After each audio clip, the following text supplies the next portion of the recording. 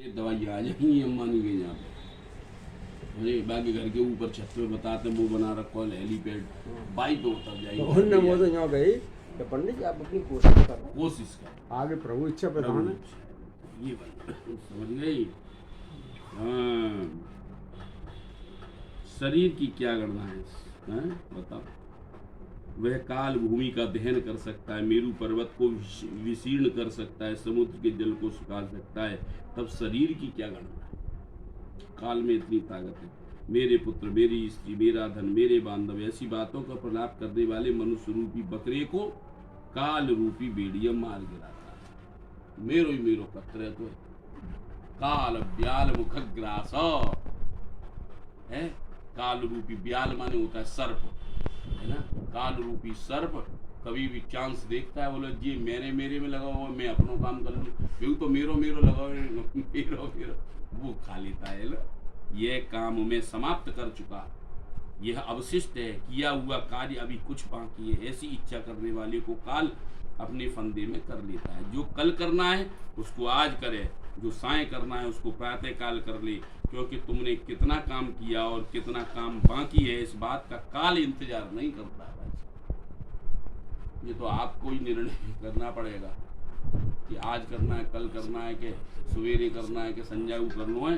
ये तुम ही डिसाइड करो भाई साहब, काम की इम्पोर्टेंस के हिसाब से, है ना।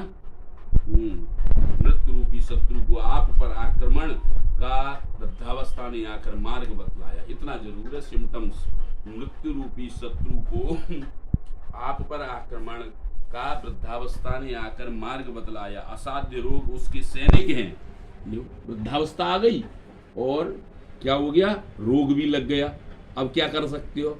इनसे बचाने वाले ईश्वर की शरण में क्यों नहीं जाते? प्राणियों को तृष्णा रूपी सुई से कोंच कोंच, विषय रूपी घी में गिरा, राग द्वेष रूपी अग्नि से पका मृत्यु भोजन करती रहती। मृत्यु अपने काम में लगी हुई है भाई साहब, है ना। यह जगत ही ऐसा है कि जिसमें बालक, जवान, बूढ़ा, गर्भस्थ, चाहे जो भी हो, सबको मृत्यु ग्रस लेती है। जब जीव अपने शरीर को ही त्याग कर यमपुरी चला जाता है तो कैसे स्त्री, माता, पिता, पुत्र आदि संबंधी कहे जाएं। यह संसार दुख का खजाना है। जो इसके प्रपंच में रहते हैं वे ही दुखी होते हैं। जिसने इस संसार का त्याग किया वही सुखी हो गया, अन्य कोई भी कहीं भी सुखी नहीं है। इसलिए संसार को मन से, माने हृदय से, माने आत्मा से त्याग करके संसार को जियो, है ना। आसक्ति का परित्याग करना है, घर छोड़ के कहीं नहीं जाना है। आसक्ति का ज्यादा हाय हाय नहीं, मेरो मेरो मेरा ये ड्रामेबाजी नहीं, अपनी जिम्मेदारी निभाओ बस। जो संबंध है, जो रिश्ता है, उसका निर्वहन करो। अगर वो रिश्ता आपके निर्वहन में सहायक हो रहा है, बहुत बढ़िया बात, तो फिर सोने पे सुहागा हो जाएगा। तो 1 और 1 2 हो जाएंगे। साधना में सफलता मिलेगी और शीघ्रता हो जाएगी। और एक भी एंटी हो गया तो फिर नहीं, ये नरक नजर आने लगेगा। कहीं जाने की जरूरत नहीं है, कहीं जाने की जरूरत नहीं है ना। इसलिए अपने जहाँ रह रहे हो पहले उस वातावरण को अपने अनुकूल बनाओ, समझिए। हाँ, समझिए, कोई सुखी नहीं। अतः संपूर्ण कष्टों को उत्पन्न करने वाले, आपत्तियों का खजाना तथा संपूर्ण पापों की आश्रय रूप संसार से मुक्त हो इसे क्षण भर में त्याग दे। लोहे तथा लकड़ी के पासों से जकड़ा हुआ मनुष्य छूट सकता है, किंतु पुत्र, स्त्री रूपी पास से कभी भी प्राणी की मुक्ति नहीं हो सकती है। समझ गए?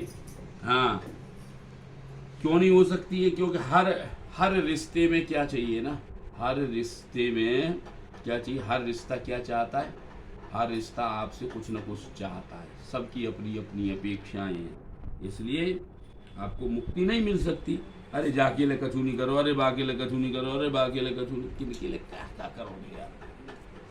समझिए, किसके लिए क्या क्या करोगे? जो मनुष्य जितना प्रेम भाव संबंधियों से बढ़ाता है उसके हृदय में उतने ही दुख रूपी कांटे चुभते हैं।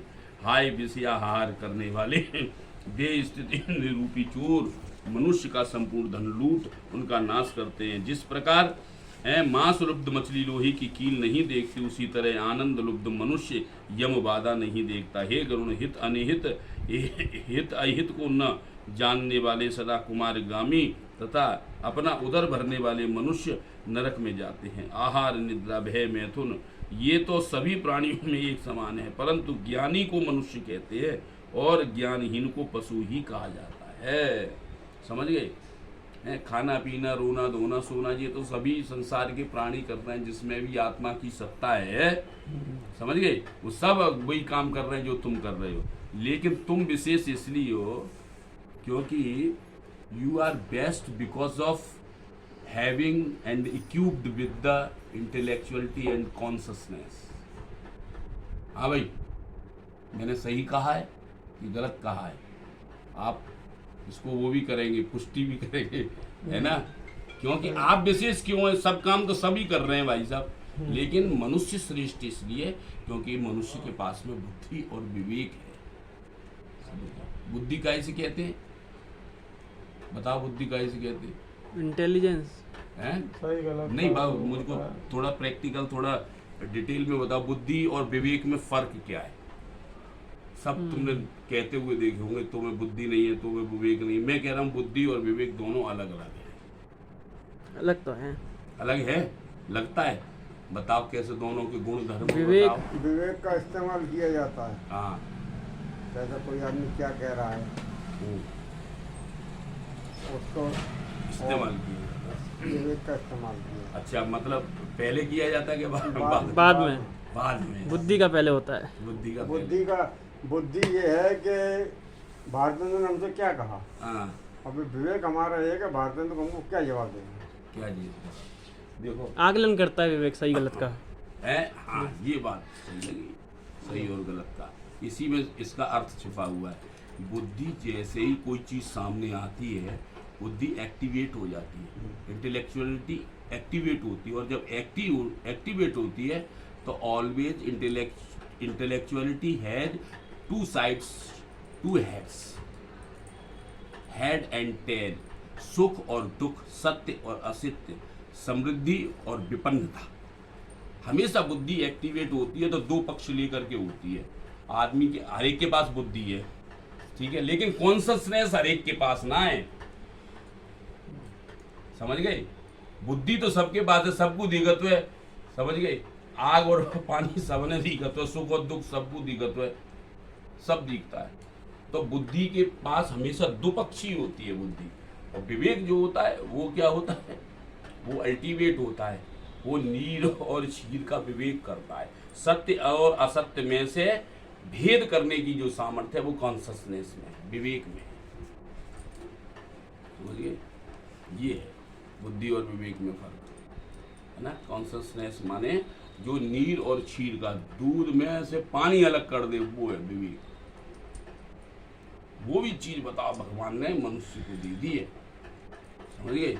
तो अभी कम वक्त गड्ढे में गिर जाता है, तब भगवान को फिर गुस्सा होती है, उनके बेटे अब तो भोगना पड़ेगा।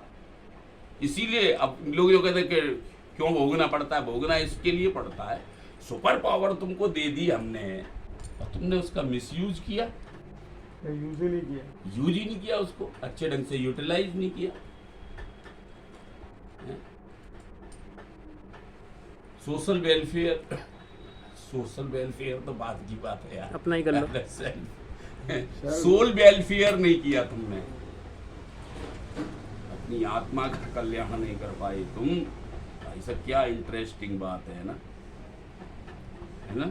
इसका मतलब ये मनुष्य सब कुछ कर सकता है। ऐसा लगता है ना कभी कभी, बहुत कठिन भी नहीं है। हाँ, इसलिए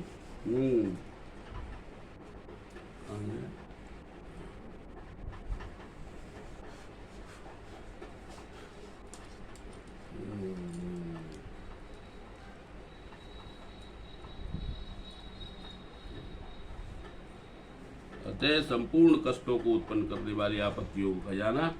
हाँ हाँ, जो मनुष्य जितना प्रेम भाव संबंधियों से बढ़ाता है उसके हृदय में उतने ही दुख रूपी कांटे चुभते हैं। ये है, समझ गए? प्रातः काल का समय मलमूत्र करने में, मध्याह्न का समय खाने पीने में, और रात का समय मैथुन निद्रा में मूर्ख लोग नष्ट कर देते हैं। हाय, अज्ञान रूप मोह में पड़कर अपने शरीर, धन, स्त्री, पुत्र आदि में सब प्राणी लगे हुए उत्पन्न होते और मरते हैं। इस कारण सदा आसक्ति का महात्याग करें।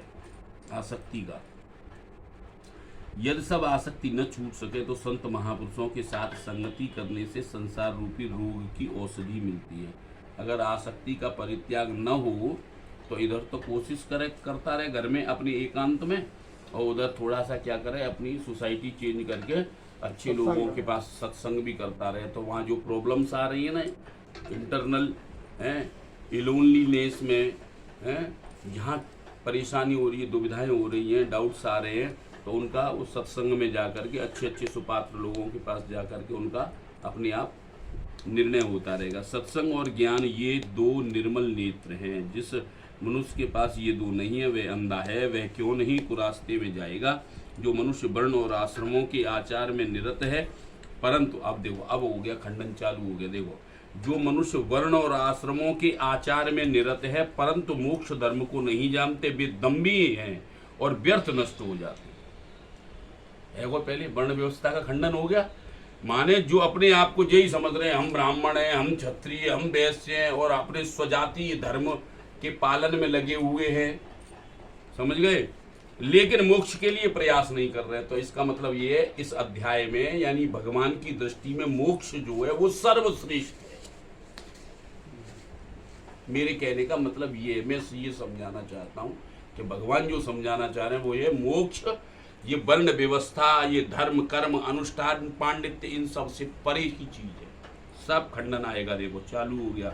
वर्ण आश्रम की व्यवस्था में जो लोग लगे हुए हैं वे लोग क्या है, दम्भी हैं, घमंडी हैं। दम्भी काहे से कहते हैं लल्ला?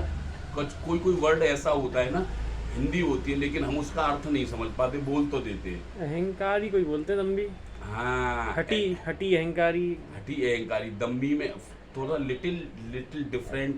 दम्भी, हटी और अहंकारी का मिक्सअप है एक तरह से। मिक्सअप है। मिक्सअप क्या है, वही तो मैं एसेंस ही तो निकालना चाहता हूँ। दम्भी काहे से कहते हैं? दम्भी उससे कहते हैं, दम्भी अहंकारी व्यक्ति का तो तुरंत नाश हो जाएगा। अहंकार तो अहंकार है, वो तो मरनो ही मरनो है। दम्भी क्या होता है? दम्भी मरता नहीं है, बाबू तो भगवान ही मारता है। कैसे कैसे मारता है? दम्भी व्यक्ति में एक टैलेंट होता है। क्या टैलेंट होता है? वो इंटेलेक्चुअल बहुत होता है। तर्क। सुनो, अहंकारी जो होता है उसमें बुद्धि नहीं काम करती, उसका बुद्धि और विवेक फेल हो जाता है, समझ गए। और दम्भी कैसा होता है? बुद्धि और विवेक उसमें पूरी होती है, वो अपनी असत्य बात को भी सत्य प्रूव कर देता है। तर्क और प्रपंच वो प्रूव कर देता है भाई साहब। बाबू कहते हैं दम्भी, और जिंदा दिखाई देता है। वो जिंदा माने कभी भी अपनी बात से हारता हुआ नजर नहीं आता है। वो हारेगा नहीं भाई साहब। दम्भी व्यक्ति तो एकदम सतर्क, बात में से बात, और हम सही जगत मिथ्या। क्या कहता है दम्भी?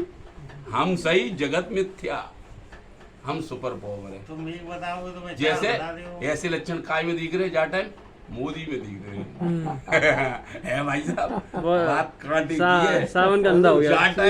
और सुनो, और दुनिया ये समझ रही